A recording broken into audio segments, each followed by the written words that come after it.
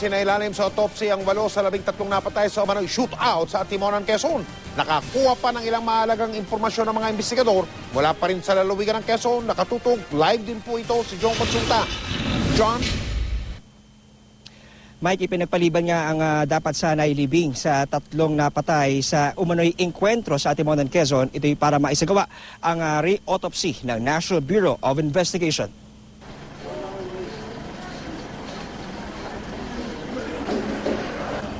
Dinala sa Janicio Funeral Homes dito sa Calamba, Laguna ang 5 sa 13 patay sa Timonan para sa re-autopsy ng NBI.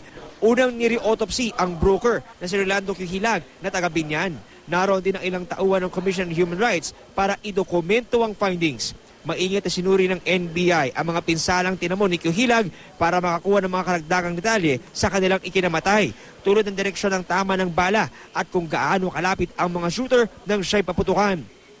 Sunod ay sinalang sa re-autopsy ang mga magkakamag-anak na taga-Calamba na sina Conrado Desilio, Victor Atienza at Jerry Siman na dapat sanay ngayong hapon inilibing.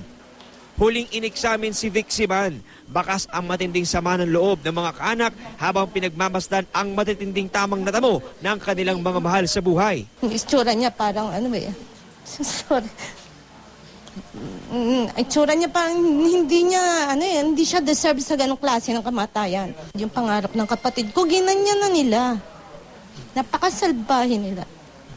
Tuloy po ang paghahanap namin ng hustisya at sana po ay kami po ay tulungan ninyo, lalong-lalo na po ang ating mahal na Pangulo.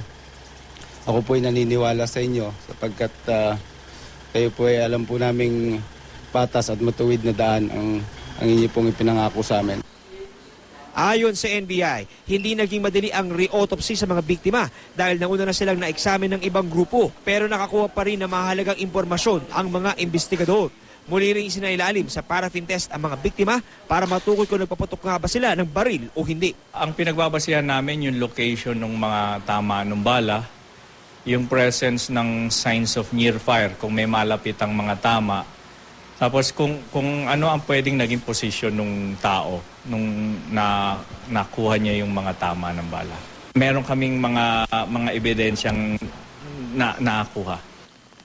Isinailalim din sa re-autopsy si Police Superintendent Alfredo Consumino na nakatakdang ilibing bukas. Umaasa ang kanyang mga mahal sa buhay na makakatulong ang investigasyon ng NBI para makamit ang hustisya para sa napaslang na padre de pamilya.